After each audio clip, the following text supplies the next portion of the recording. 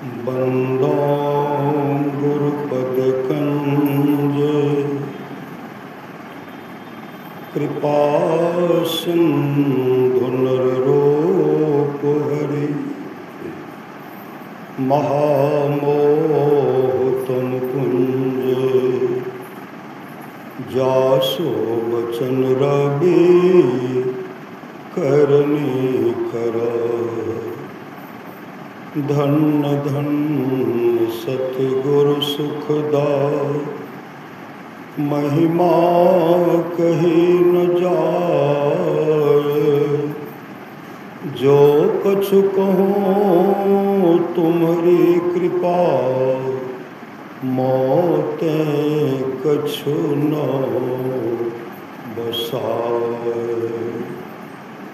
अव्यक्त रूप में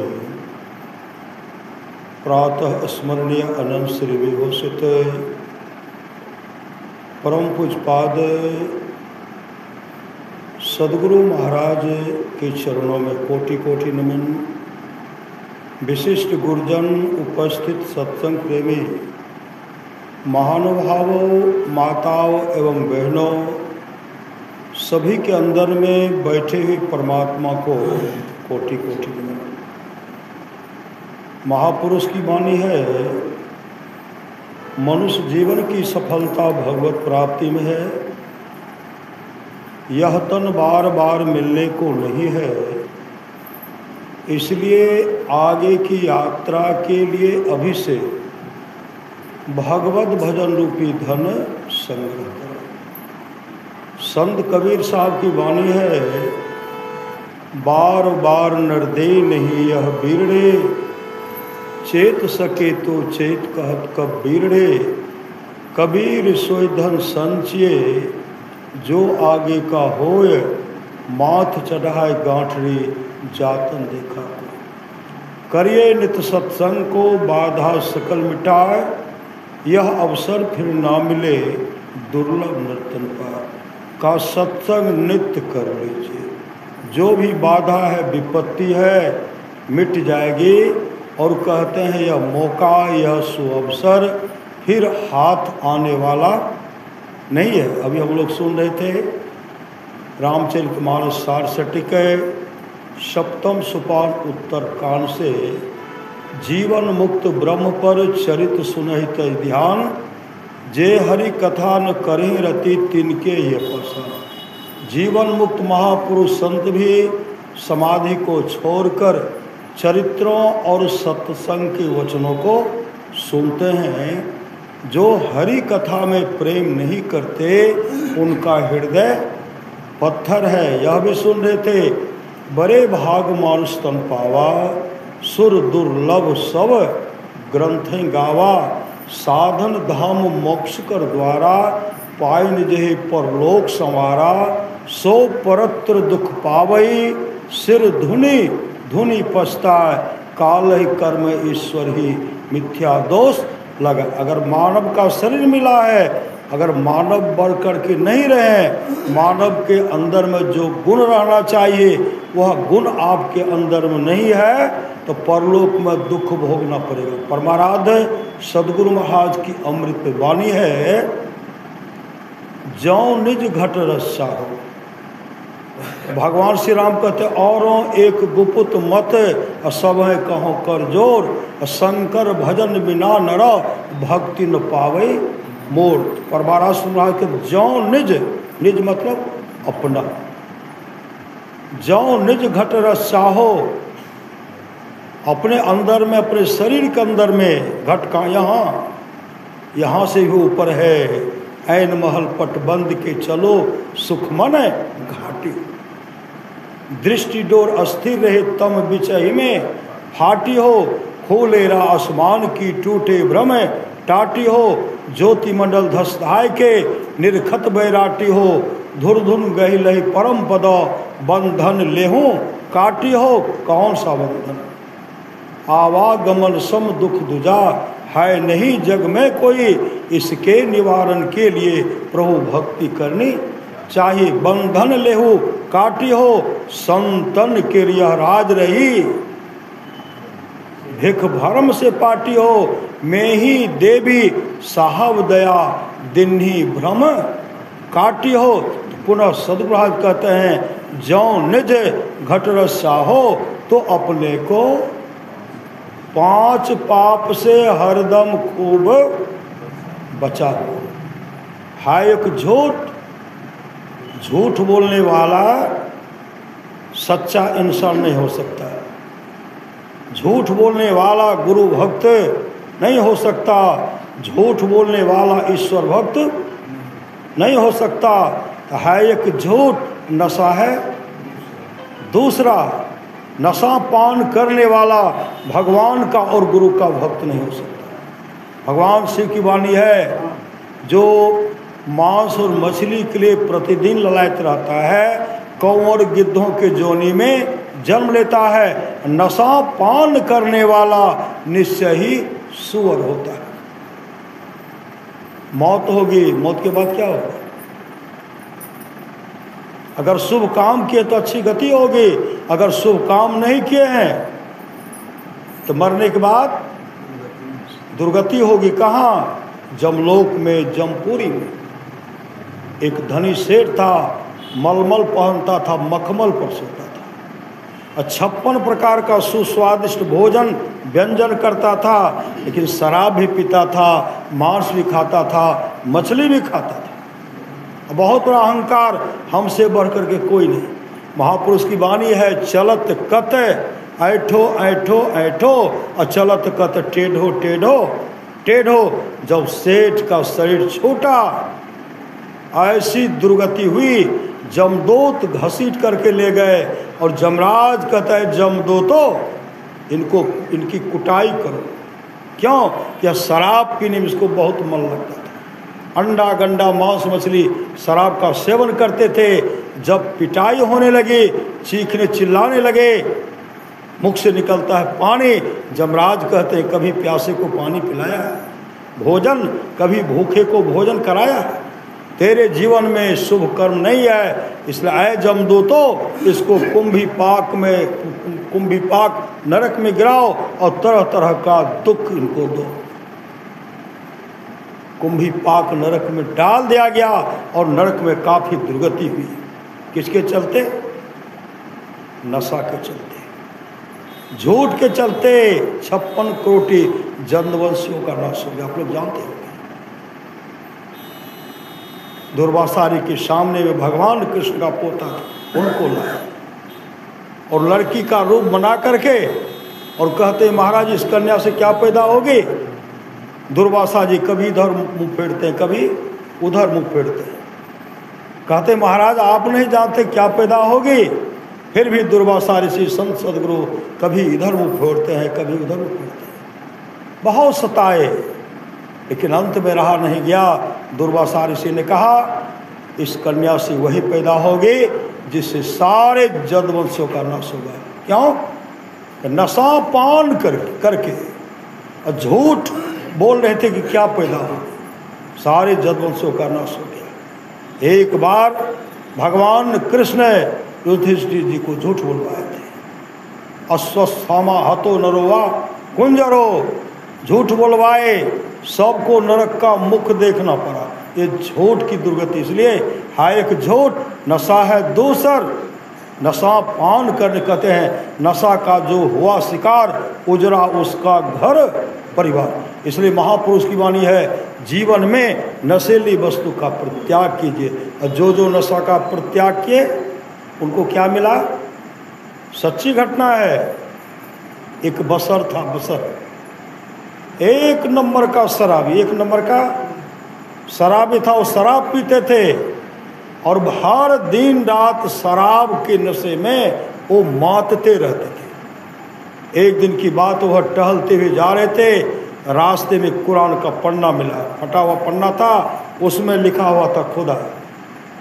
उसी समय बसर उसको उठाते हैं, उठा करके उसमें पढ़ते हैं खुदा।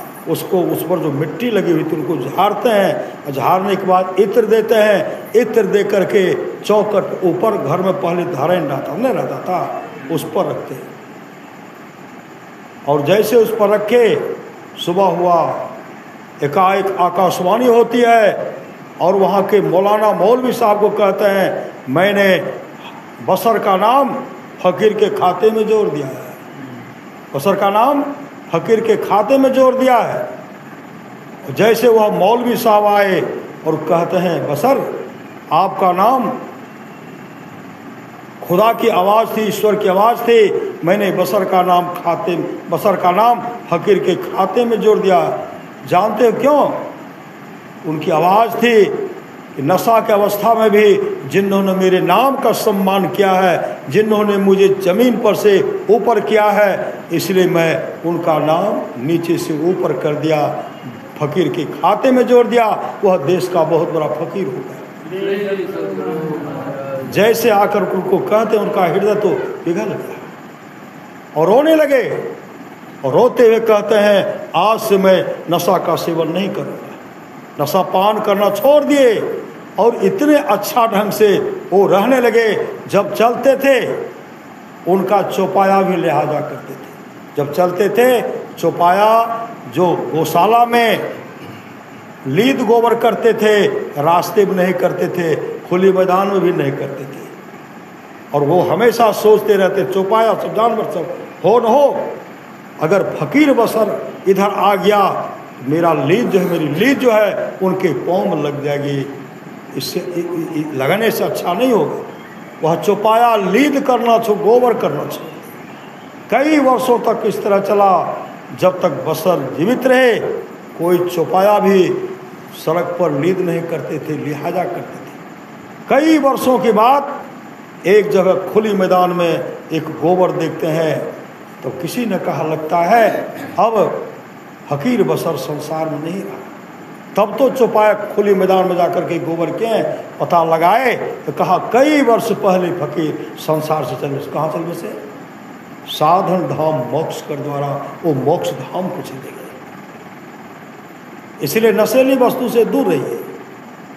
नशा का जो हुआ शिकार उजरा, उसका घर परिवार नशा को त्याग दे, अपने जीवन के बागडोर को सच्चे मुर्शिद और सदगुरु के हवाले किए और मोक्ष धाम को चले गए। ये हुआ बड़े भाग मानुष तन पावा। भगवान बुद्ध की समय की बात है, आप लोग जानते हो कि धम्मपद में आया है। भगवान बुद्ध सुबह में टहलते हुए जा रहे थे आनंद के साथ, तो देखते क्या है, एक बहुत दिव्य सुंदरी, बहुत दिव्य सुंदरी, एक सुंदर युवक भी है, और दोनों क्या कर रहे हैं, जूठा पत्तल जो है, जूठा पत्तल पर जो भोजन है उसको उठा करके एकत्र कर रहे हैं और उसको चाट रहे हैं। जूठा पत्तल को चाट रहे हैं। भगवान बुद्ध मुस्कुराते हैं। आनंद कहते, भंते क्यों मुस्कुरा रहे हैं? भगवान बुद्ध कहते, देखो आनंद, उस युवक को, नव युवती को देखते हो? कहा देख तो रहा हूँ। कहा पहचानते हो? कहा नहीं भंते, नहीं पहचानते। कहा वह दोनों जो है, युवक जो है नौलखा सेठ का पुत्र है और वह सुंदरी जो है उनकी पुत्र वधू है।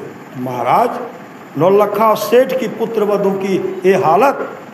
भगवान बुद्ध कहते हैं, देखो आनंद, यह लड़का पहले बहुत बड़ा सदाचारी था, लेकिन इनकी संगति अच्छी नहीं। गलत लोगों की संगति हो गई, शराबी की संगति हो गई, दुराचारियों की संगति हो गई। शराबी शराब का बोतल ला करके इनके दरवाजे के सामने बोतल को निकाल करके चमकाते थे, ऐसे चमका करके ऐसे हिलाते थे और कहते थे शराब पीने में बहुत आनंद आता है।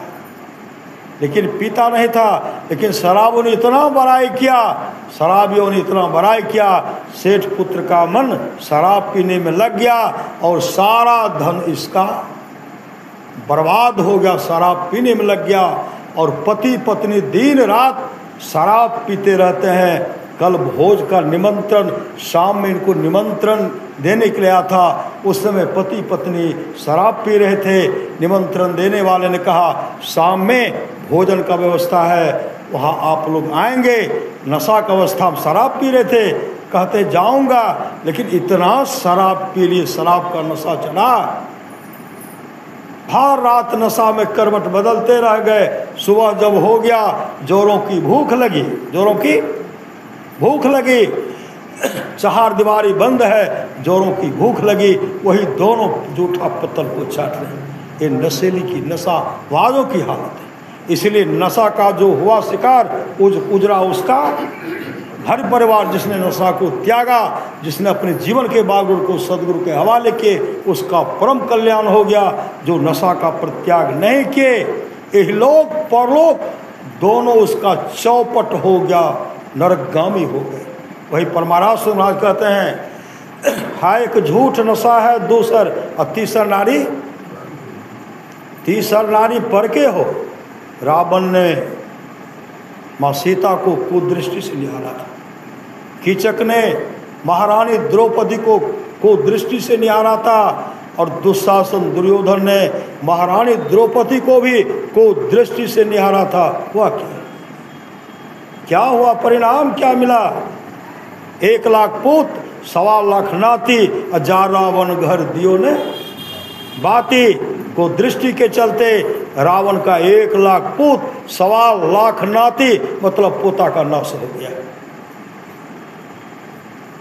दुर्योधन माँ द्रौपदी पर कुदृष्टि निहारे थे दुशासन। 16 जोजन मध्य में चले छत्र की छाई रे, सोई दुर्योधन मिल गए माटी के माहिरे।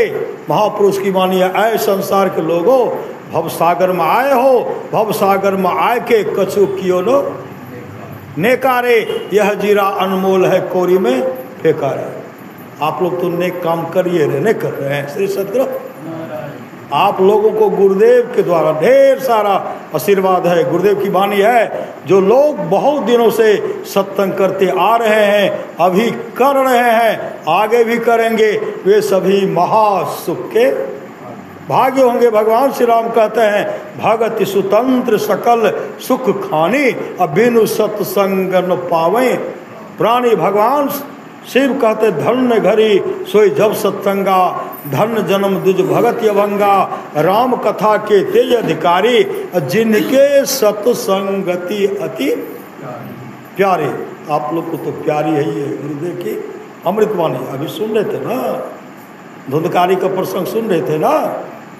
7 दिन सत्संग सुने, धुंधकारी बैकुंठ धाम को चले गए। राजा परीक्षित 7 दिन सत्संग सुने, ऋषि पुत्र श्राप दिए थे, तक्षक तुमको डांस करेगा, तुम्हारी अधोगति होगी, तुम नरकगामी हो जाओगे। 7 दिन में सत्संग सुने, 7 दिन तक सदगुरु के सानिध्य में रहे। भगवान श्री राम कहते, कर्णधार सदगुरु द्रय नावा दुर्लभ साज सुलभ करी पावा। राजा परीक्षित 7 दिन तक सदगुरु के सानिध्य में रह करके सत्संग किए। और सत्संग करते करते जिस समय था, समय के अनुसार तक्षक उनको डांस करते, सत्संग के प्रभाव से उससे निकल गए। सूरत की ऊर्ध्वगमन हो गई। कोठा के ऊपर कोठरी हो साहब, झलके अधर आकाश हो, वही ऊपर नियक्षर हो साहब, वही गही उतरब पार हो। सुखमन घाट के साकर बटिया, हम धनी अलग बयस हो। चंद्र मदन मोरा अंगिया पसेज गेल, नैना से ढहरी परे नोर हो। पी लहो आहो हंसा ऊर्ध्वमुख धार हो, जैसे सामर गाय के दूध हो। जे सखी पीवे सोई सखी जाने, दूसरो जाने नहीं कोई हो। साहब कबीर मुख मंगल गावल, शब्द परे को टक सार हो। अवरी के गौना बहुरी न होना, फिर न मनुष्य अवतार हो। तक्षक तो डांस किए, सत्संग के प्रभाव से, सदगुरु की कृपा से वो सत्संग जो सुनी समाधि लग गई, बैकुंठ धाम को चले गए। डांस किनको किए? डांस के शरीर ठट्ठर को धुआं के रूप में उड़ गया। इसलिए संत महात्मा लोग कहते हैं, जितना जल्दी हो जागो जागो गुरुपद लागो, जगत मनोमय खेला है, करना है सो जल्दी कर लो। यहाँ कहाँ है? यहाँ कहाँ है? 28वां वार सतयुग बीत चुका है, 28वां वार त्रेता युग बीत चुका है, 28वां वार द्वापर युग बीत चुका है, 27वां वार कलयुग बीत चुका है, 28वां वार कलयुग जिसका उम्र 5,500 वर्ष। तो जागो जागो गुरुपद लागो, जगत मनोमय खेला हो, और करना है सो जल्दी कर लो। 2 दिन जीवन मेला, 2 दिन का जीवन। मत बत अभिमान करो तन धन का, छिन्ही में सब खोई रे। जैसे अहंकार भ्रमित मति तुमरी, अंत का रोई रोई, अंत में रोना पड़ेगा। संत महात्मा लोग कहते चीखना नहीं पड़े, चिल्लाना नहीं पड़े, इसलिए जितना जल्दी हो करण धार सदगुरु गिरनावा, दुर्लभ साध सुलभ कर पावा। युवराज भद्रवा बहुत सुंदर थे, बहुत सुंदर। एक बार जलती हुई चिताओं को देखे थे। मंत्री पुष्प सुकेश से कहते युवराज यहाँ ये सब कौन है? कहा महाराज ये सब मनुष्य है। तो मनुष्य सब शरीर पर वस्त्र, शरीर पर कोई वस्त्र नहीं था, न गंजी न कुर्ता कोई, और सब नीचे में पहने थे, सब खुले मैदान में से हैं। चिता जल। कहा ये सब कौन है? कोई लड़खड़ा रहे हैं, कोई ये सब कौन है? लड़खड़ा के चलते हैं। युवराज भद्रवाह पूछते कौन है? मंत्री पुष्प के कहते ये सब मनुष्य हैं। कहा मनुष्य ऐसे ही होता है? कहा हाँ, लड़खड़ा रहे हैं, लुढ़क करके चल रहे हैं। और उसमें क्या है जिसमें आग लग रही है? का आदमी मर गया उसको जला करके राख कर रहे हैं। युवराज भद्रवाह कहते तब देखने में सुंदर नहीं, उसे देखने में सुंदर नहीं होगा, कुरूप होगा, कुरूप होगा, इसलिए उनको जला करके राख कर रहे हैं। अगर सुंदर होता तो शरीर को रखा जाता। मंत्री पुष्पकेश कहते हैं हे युवराज, कितना भी सुंदर सुडोल शरीर हो, जब शरीर से जीवात्मा निकल जाती है 4 दिन उस शरीर को ऐसे खुले मैदान में छोड़ देगी। 4 दिन के बाद शरीर की नश्वरता की पता चलेगी। शरीर सड़ने लगता है, फूलने लगता है, गलने लगता है। जीव जंतु कहीं अगर कौवा चोंच मार दे, कुत्ता उनके मांस को, सियार को उसके मांस को नोच ले, काफ़ी दुर्गंध फैलेगी। दुर्गंध नहीं हो इसलिए परिवार के लोग उनको जला करके राख कर देते हैं। युवराज भद्रवाह कहते तब हम भी मृत हो जाएंगे? कहा हाँ आप भी होंगे, हमारी मृत्यु होगी। कहा हाँ, हमको भी जला करके राख कर देंगे। कहा हाँ युवराज हाँ। समय की एक ठोकर ही बदल देती है जीवन को। कहा वापस चलो, वापस आए। घर में अब भोजन करना बंद कर दिए, भोजन करना बंद कर दिए। तरह तरह का डॉक्टर के द्वारा इलाज कराए जा रहे हैं, लेकिन भोजन करना छोड़ दिए। अब ठीक ही नहीं हो रहा। बड़े बड़े वैद्य हकीम से इलाज कराए, लेकिन वो ठीक नहीं हुए, किसी से बोलते ही नहीं थे। अंत में राजा क्या किए, राजगुरु को बुलाते हैं। राजगुरु जब आए तो राजगुरु युवराज भद्रवाह को तरह तरह समझाते हैं, युवराज इस तरह रहोगे, विशाल राजपाट जो उसका देखरेख कौन करेगा, प्रजा का भरण पोषण कौन करेगा, भावी सम्राट तुम बनोगे। इसलिए है युवराज, प्रजा के लिए सोचो, अपने पिताजी के लिए सोचो, अपनी माँ के लिए सोचो। उसी समय युवराज भद्रवाह कहते हैं हे गुरु, आप तो कह रहे प्रजा का भरण पोषण कैसे होगा, राजपाट कैसे चलेगा, हम तो यह सोच रहे हैं हमारी मृत्यु होगी, इस शरीर को जला करके राख कर दिया जाएगा, मेरा कल्याण कैसे होगा, वह युक्ति तो मुझे बताइए। मेरा कल्याण कैसे होगा, वह युक्ति तो, वह मार्ग तो मुझे दिखलाइए। उस समय राजगुरु कहते हैं हे युवराज, इसके लिए सच्चे सदगुरु की आवश्यकता है, सच्चा सदगुरु चाहिए। तब सामर्थ्यवान सदगुरु को बुला करके उनको भजन भेद दिलाए, और भजन भेद लेकर के मुस्तैदी के साथ ध्यान भजन के सत्संग नृत्य और ध्यान नृत्य करते हुए अंतः साधना के अद्भुत अंतर की डगरिया जा पर चलकर प्रभु मिलते उस रास्ता पर चले और युवराज भद्रवाह मोक्ष को प्राप्त किए। वही भगवान श्री राम कहते साधन धाम मोक्ष कर द्वारा, अब पाए नहीं जही परलोक समारा। एक आदमी कह रहे थे, अभी सुन रहे थे डॉक्टर साहब से, हम सब कुछ जानते हैं, रामायण इधर से उधर याद है। तो महात्मा जी पूछते हैं साधन धाम है, मोक्ष का द्वार कहाँ है? का यहाँ है, का यही है श्री सदगुरु। मोक्ष के द्वार के बारे में भगवान शिव कहते हैं, भगवान ब्रह्मा से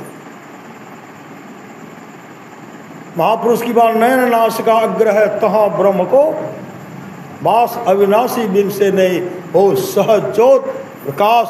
भगवान शिव कहते हे ब्रह्मा, ब्रह्मरंध्र में प्रवेश कीजिए। ब्रह्मरंध्र कहाँ है? ब्रह्मरंध्र यही है। मोक्ष धाम जाने का सुराग यही, छेद यही है, रास्ता यही है, या सुखमना कहिए।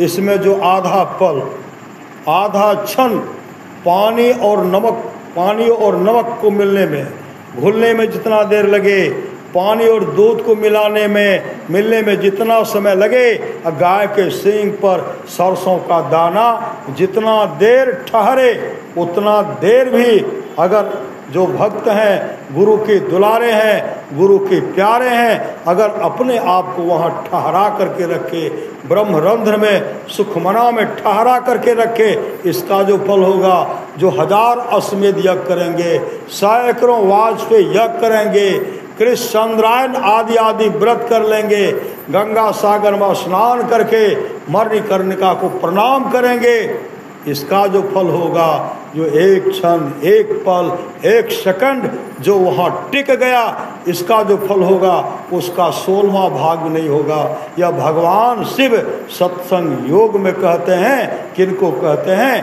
तो भगवान ब्रह्मा को कहते हैं। तो साधन धाम मोक्ष कर द्वारा पाए जे परलोक समारा, सो परत्र दुख पावई, सिर धुनी धुनी पछता, काले कर्मेश्वर ही मिथ्या दोष लगा। राजा कबास के 21 पीठ तक का राजा नरक में दुख भोग रहे। जमदूत कुटाई कर रहे, कुटाई।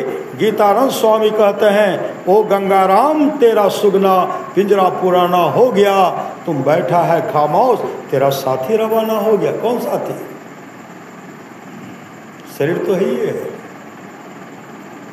इसमें रहने वाली आत्मा निकल गई, तेरा साथी रवाना हो गया। मौत रूपी बिल्ली बैठी है तेरी ताक में, मूठ तू पछताएगा, मिल जाएगा जब तू राख में। ओ मुसाफिर कर तैयारी, गाड़ी आने वाली है, तत्काल ही छूट जाएगी, सीटी बजाने वाली है। मौत रूपी डाक गाड़ी जिसमें आएगी, कहे गीतानंद यहाँ की सारी संपत्ति यहीं रह जाएगी। 80 करोड़ की संपत्ति को सिद्धार्थ त्यागे, गुलाब के जैसे सुपुत्र राहुल को त्यागे, विश्व सुंदरी यशोधरा जैसी पत्नी को त्यागे, और त्याग करके जब घर से निकले, जब मोक्ष मार्ग को जान गए, आत्मस्वरूप का दर्शन किए, अपने पुत्र को भी नामदान दिए, अपने पुत्र को भी नामदान दिए, पत्नी को भी दिए। और यशोधरा इतनी सुंदरी थी, जब वो भिक्षुनी बन गए, भिक्षुनी, धम्मपद में यशोधरा का कहीं चर्चा नहीं आया। क्यों नहीं आया? अपने बाल को नहीं सजाती थी, बाल को नहीं संवारती थी, और भिक्षुनी का रूप धारण करके इतने अंतर साधना में लीन हो गए और मोक्ष को प्राप्त किए। राहुल मोक्ष को प्राप्त किए, मतलब शुभ काम कीजिए और परम गति हो, अच्छी गति हो। भगवान बुद्ध अपने पत्नी, बाल बच्चे, एक को, बहुतों को उतार दिए।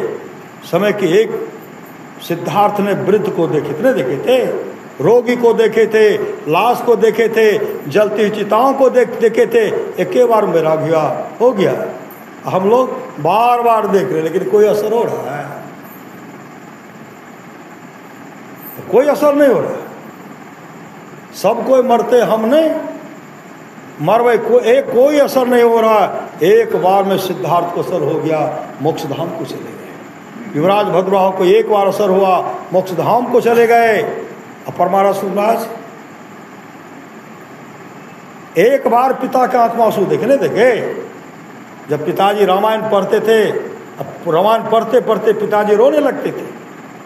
पिताजी रोते क्यों हैं? जब पिताजी काम पड़ जाते थे, परमाराज सुराज रामायण को लौट करके पढ़ते थे, दे धरे कर यही फल भाई, भजिए राम सब काम बिहाई। 80 करोड़ संपत्ति को भगवान बोध त्यागे। परमाराज सुराज 75 बीघा जमीन को नहीं त्यागे। आज इनके पास जमीन की कमी है। आज गुरुदेव के पास इतनी जमीन है, किसी के पास नहीं है। श्री सद्गुरु किसी के पास है? किसी के पास नहीं। जाको कछिन चाहिए सोई सांग साथ, वही गुरुदेव कहते हैं। हाय एक झूठ नशा है दूसर, तीसर नारी पर के हो, चौथी चोरी, पंचम हिंसा, दिल से इन्हें अलगाओ, मतलब हिंसा का परित्याग कीजिए, मछली मांस का सेवन मत कीजिए। जो एक बार जीव पर दया करते, आप लोग जानते होंगे सुबुक्तगिन साधारण सैनिक था, साधारण सैनिक।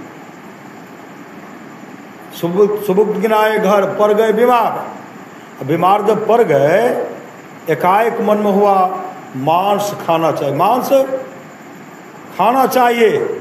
उसी समय घर से निकलते हैं, बंदूक लिए घोड़ा पर बैठ करके जंगल चल दिए। जब जंगल जाते हैं, घनघोर जंगल को जाते हैं, तो क्या देखते हैं? हिरनी को देखते हैं, हिरनी के बच्चा को देखते हैं। घोड़ा पर चढ़ करके खदेरे, हिरनी तो भाग गई लेकिन बच्चा को पकड़ लिया। यह दया की महिमा। श्री सद्गुरु, लाख करो तुम पूजा तीर्थ करो हजार, और दिन दुखी को ठुकराया तो सब कुछ है बेकार। दया की महिमा है। पकड़ लिए, बच्चे को पकड़ लिए, माँ को नहीं पकड़ पाए। उनका पाँव बांध करके बहुत देर तक झाड़ में खोजे। जब खोजने के बाद नहीं मिला, उसी से में वो लेकर के आ रहे थे, बंदूक एक कंधे में बंदूक है, बच्चा को पकड़ करके घोड़ा पर लेकर के आ रहे। मन में विचार के, मिला भी तो छोटा, अगर बड़ा मिलता तो भरपेट भोजन मांस खाता और मांस बेच भी लेता, लेकिन मिला भी तो छोटा। बहुत दूर निकल पड़े। जब मुड़ करके देखते हैं तो देखते वही हिरनी पीछे पीछे आ रही है। हृदय पिघल गया। जिनको मैंने झाड़ में बहुत ढूंढा, नहीं मिला, लेकिन पुत्र मोह के चलते मेरे पीछे पीछे आ रही है। मैं कितना निर्दयी हूँ, इनके बच्चे के मांस को खाने के लिए इनको लेकर के जा रहा हूँ। दया आई। उसी समय घोड़ा को रोकते हैं, बच्चा का पाँव खोलते हैं, खोल करके जैसे जमीन पर देते हैं, बच्चा माँ के पास चला गया। माँ उनको जंगल लेके चला गया। जैसे वो घर आए ना, रात में सोए होते, आकाशवाणी स्वप्न क्या देखते हैं?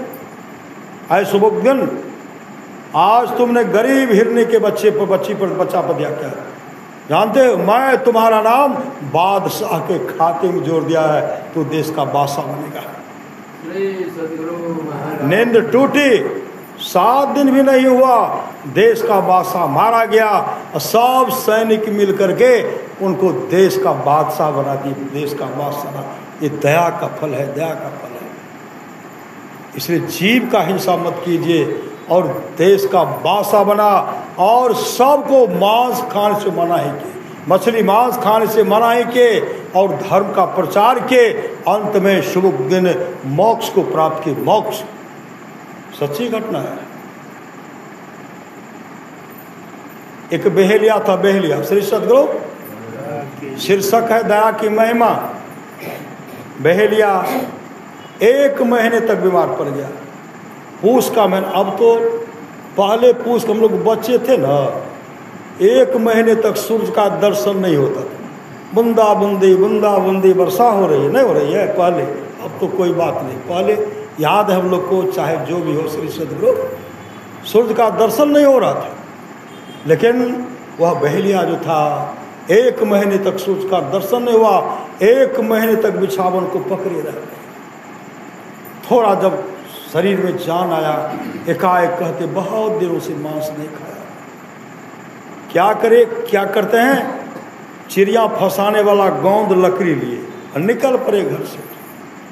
घर के बगल में बगीचा था, वहाँ जा कर के चादर को वृक्ष के नीचे रख करके इधर उधर ढूंढ रहे, इधर उधर जो ढूंढ रहे हैं, तो क्या देखते हैं? कुछ देर के बाद एक टिटहरी उधर से हाँफती हुई आई, चीखती चिल्लाती आई, बहेलिया के चादर में छिप गया। बहेलिया देखते टिटहरी है।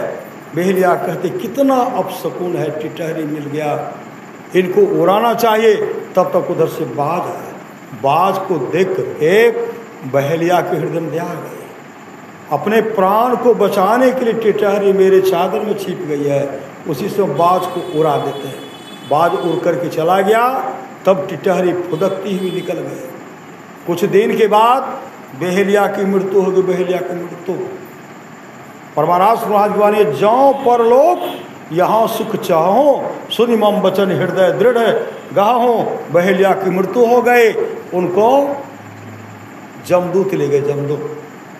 जमदूत घसीटते हुए जमराज की अदालत ले जाते हैं और जमराज उनसे हिसाब पूछते, बताओ तुम्हारे जीवन में, तुम अपने जीवन में क्या सब किए? कोई शुभ काम तो किए नहीं थे। जीवन भर जीव को फंसा करके उनका हिंसा करते थे, उनका मांस खाते थे। बहेलिया डर के मारे थर थर कांपे। कहते तू अपने जीवन शुभ काम नहीं किया। जितने जीव को, अभी हम लोग भजन सुनते हैं ना, जाहिर जीव मारी मारी कैले तोहर अहरिया, वहारे जीव बदला ले छो भवजल नदी रे किनरवा। वो तमाम जिनको फंसा कर खाए थे, जिनका हिंसा किए थे, जमराज कहते तुम लोग बारी बारी से अपना मौका लो। एक कहते महाराज मैं इनके मांस को नोच नोच करके खाऊंगा, इनके आँख के डिब को खाऊंगा। एक कहते महाराज मैं इनको निगल जाऊंगा। जिस जीव को खाए थे जमराज कहते सब बारी बारी से आओ और तुम अपना अपना बदला लो। जमराज बगल हो गए। उसी समय एक टिटहरी, दुबली पतली टिटहरी फुदकती हुई जमराज के चरण पर ऐसे माथा को रगड़ती कहती महाराज इन पर दया कीजिए, महाराज इन पर दया कीजिए। तमाम जो जीव जिनको जिनको फंसा कर खाए थे सब टिटहरी पर टूट पड़े। जमराज कहते हैं यह बेचारी टिटहरी, गरीब टिटहरी क्या कहना चाहती पहले तो सुनो। तब कहते महाराज एक बार हम पर बाज झपेटा लगा था, अपने जब बाज के डर से मैं इनकी चादर में छिप गए थे। अगर ये हमको नहीं बचाते तो बाज मेरा खून पी जाता। मेरा बच्चा था, बच्चा का भरण पोषण कौन करता? कुछ अंडा था उनका देख रेख कौन करता? इन्होंने बाज से मेरी रक्षा की है, बाज से मेरी प्राणों की रक्षा की है। महाराज इन पर दया कीजिए, इन पर दया कीजिए। जैसे दया शब्द कहते हैं फिर सब टूटते हैं। जमराज कहते हैं अरे गरीब टिटहरी कहने दो। कहा महाराज इन पर दया कीजिए। उसी से जमराज कहते हैं अब बहेलिया का लाश कहाँ है? श्मशान घाट में रखा है। चिता पर रख करके परिवार के लोग सब अग्निदान करने वाले हैं। कहते महाराज इन पर दया कीजिए। उसी समय जमराज कहते हैं जो एक बार भी जीव पर दया करता है उसका 1 साल उम्र बढ़ता है, 1 साल उम्र बढ़ता है। इसलिए अब तो तुम्हारे शरीर में अग्निदान पड़ने वाला है, दमजोत की पहुंच नहीं है, इसलिए मैं वहाँ पहुँचाता हूँ। 1 वर्ष तक तुम सावधान होकर के रहना और जितने भी जीव को तुम फंसा करके खाए हो सब बदला लेने के लिए तैयार है। जैसे उस शरीर में प्रवेश कराते हैं जमराज कहते हैं ठीक से रहना। जैसे उनमें प्रवेश कराते हैं पूरा लकड़ी लाद दिए थे, जैसे प्राण उसमें प्रवेश कराते हैं, आत्मा को प्रवेश कराते हैं। वो कहते हैं राम राम राम राम राम। जैसे राम राम कहते हैं जो उनके गांव के परिवार के लोग आए थे जलाने सब भाग गए। ये भूत बन गया है श्री सदगुरु, सब भाग गए। जमराज कहते देखो कोई हटाने वाला है? कहा महाराज कोई। जमराज अपने से लकड़ी हटाए। कहा देख लिया? महापुरुष की वाणी देख लिया दुनिया का सारा नज़ारा, ना हम किसी के ना कोई हमारा। झूठी है दुनिया, झूठी बातें, झूठी प्रीति, झूठी रातें, झूठा है संसार, झूठा है ये संसार सारा। देख लिया दुनिया का सारा नज़ारा, ना हम किसी के ना कोई हमारा। 2 दिन के साथी को साथी कहें क्या, 2 दिन के नाते को नाते कहें क्या, एक दिन तो जाना है जग से ही अकेला। आज जो हम लोग ऐसे महापुरुष की पुण्यतिथि में वैसे बैठे हुए, इनकी तो अच्छी गति होगी और इनके जो जो वंशज किसी कर्मवश कहीं भी अगर दुख भोग रहे होंगे उनकी आत्मा को शांति मिलेगी।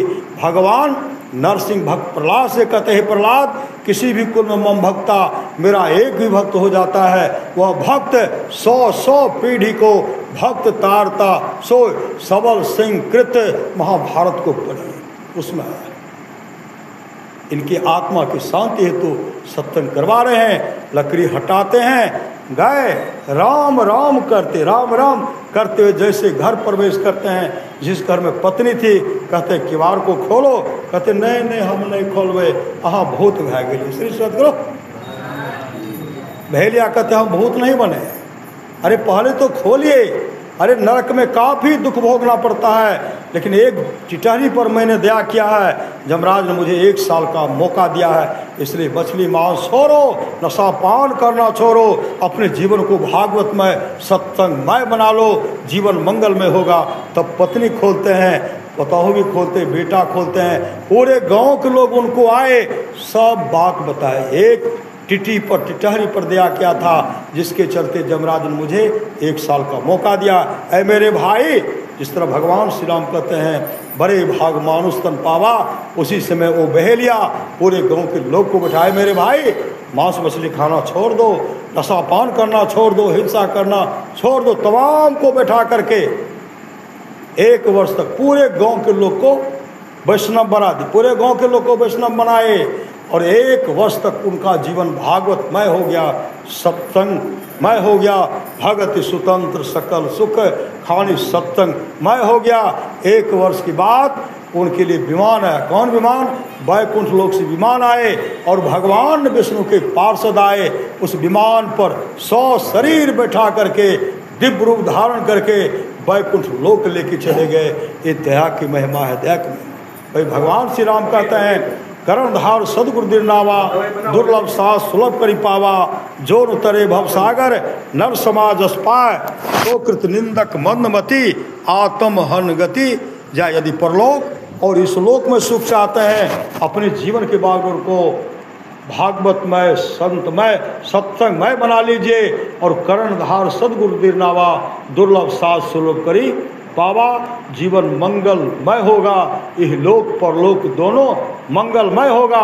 भगवान श्री कृष्ण की बात निष्पाप उद्धव जी, कोई कितना भी अश्वमेध यज्ञ कर ले, कृष्ण चंद्रायण आदि व्रत कर ले, इसके द्वारा में सुलभता से प्राप्त नहीं होता। बस एक सत्संग ऐसा दरिया है जिसके द्वारा मैं सुलभता से प्राप्त हो जाता, उस भक्त के वश में हो जाता, और उस भक्त का परम कल्याण हो जाता।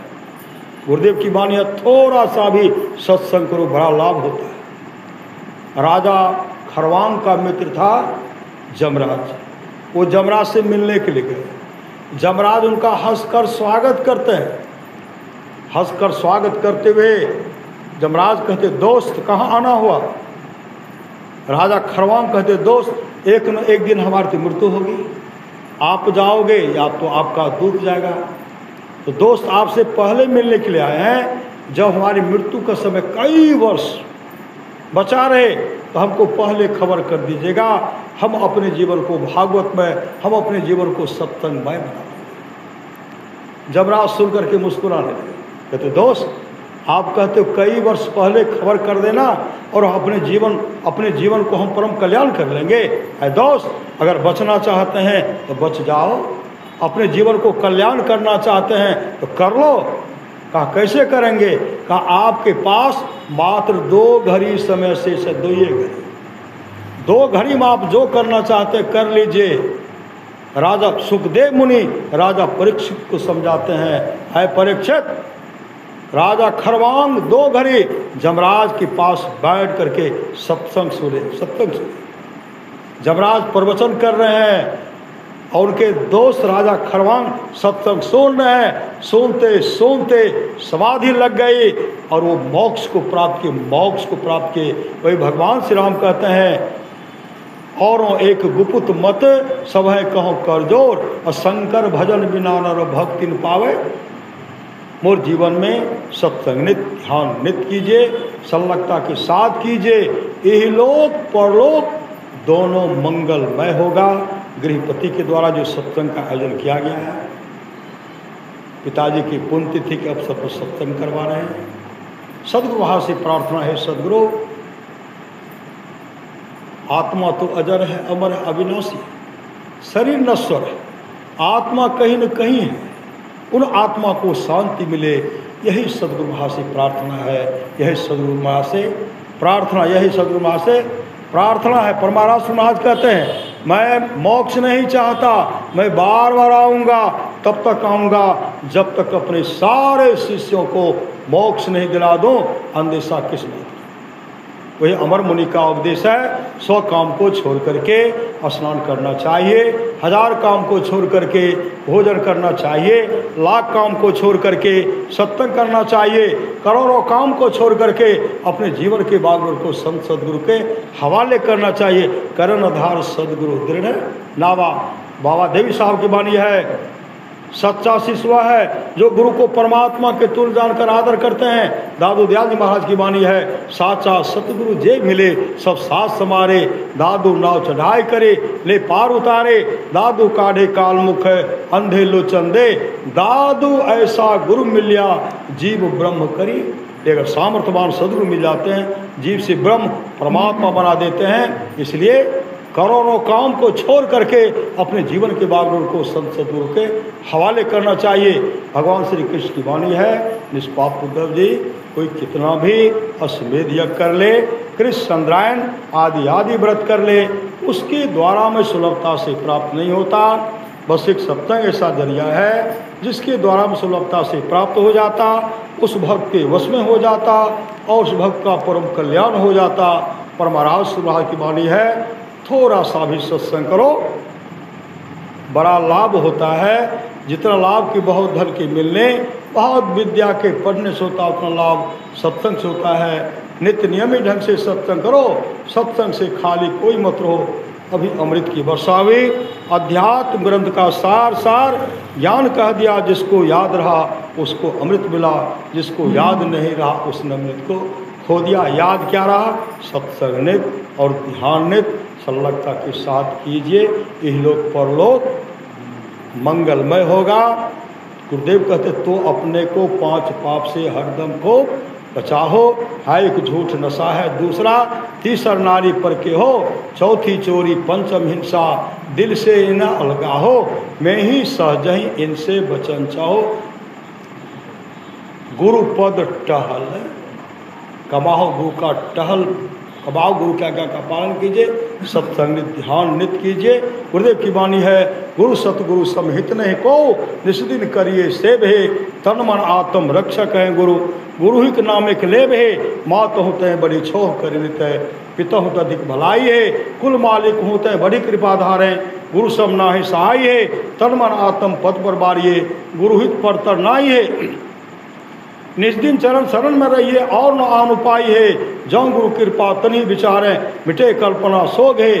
गुरु समदाता साहिब नाही, गुरु गुरु जपिए लोग है, गुरु तज और न चित्त बसाइए, गुरु गुरु गुरु गुरु नित्य जपत रहिए, मैं ही कर जोरी गुरु चल करी चित्ते। बोली प्रेम से श्री सद्गुरु महाराज की जय। गृहपति जो सत्संग करवा रहे हैं पुण्यतिथि के अवसर पर, उनका जीवन मंगल, उनका आत्मा को शांति मिले। ये तमाम भक्त हे गुरुदेव आपका है, इन भक्त का भी जीवन मंगलमय हो, यही सद्गुरु से प्रार्थना है। बोलिए प्रेम से श्री सद्गुरु महाराज की जय।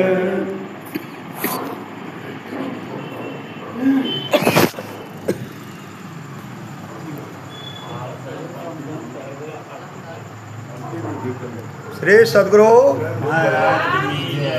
श्री सद्गुरु श्री सद्गुरु श्री सद्गुरु महाराज की जय। श्री सद्गुरु महाराज की जय।